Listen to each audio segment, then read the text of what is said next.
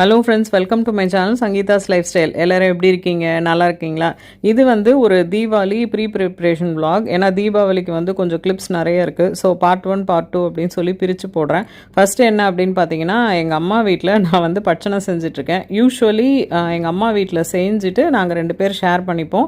எங்கள் வீட்டில் எண்ணெய் சட்டி வைக்கணுன்றதுக்காக கொஞ்சம் முறுக்கு மட்டும் செஞ்சுக்கிட்டேன். ஸோ இந்த வாட்டி ஸ்பெஷல் ஸ்வீட் அம்மா பண்ணது வந்து பார்த்திங்கன்னா மைசூர் பாக் சோமாஸ். இது என் பொண்ணுக்கு ரொம்ப பிடிக்கும். ஒன்றும் இல்லை, மைசூர் பாக்கை வந்து சோமாஸ் மாவுக்குள்ளே ஸ்டஃப் பண்ணி நாங்கள் அதை பொரித்து எடுத்துருவோம்.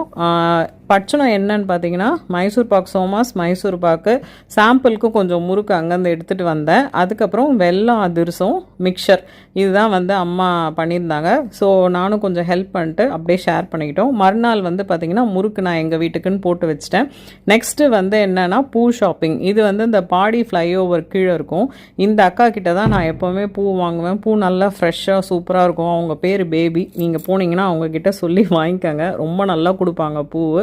ஸோ எல்லாத்தையும் வாங்கிட்டு வந்து வச்சதுக்கப்புறம் பாப்பா வந்து பார்த்திங்கன்னா அவள் தான் வந்து வாசலுக்கு மாலையெல்லாம் கோப்பேன்னு சொல்லிட்டு அந்த வேலை பார்க்க ஆரம்பிச்சிட்டா. ஸோ இதெல்லாம் தான் நாங்கள் பூ வாங்கியிருந்தோம். இந்த வாட்டி தீம் என்ன அப்படின்னு பார்த்தீங்கன்னா எல்லோ, வயலட், அதுக்கப்புறம் ஒயிட் இது வச்சு தான் சாமிக்கு டெக்கரேட் பண்ணணும்னு சொல்லி பிளான் பண்ணியிருந்தோம்.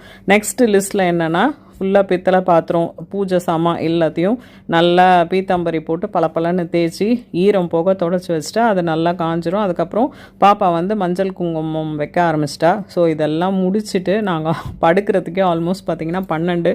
மறுநாள் காலைல திருப்பி 5:30 மணிக்கு எந்திரிக்கணும்.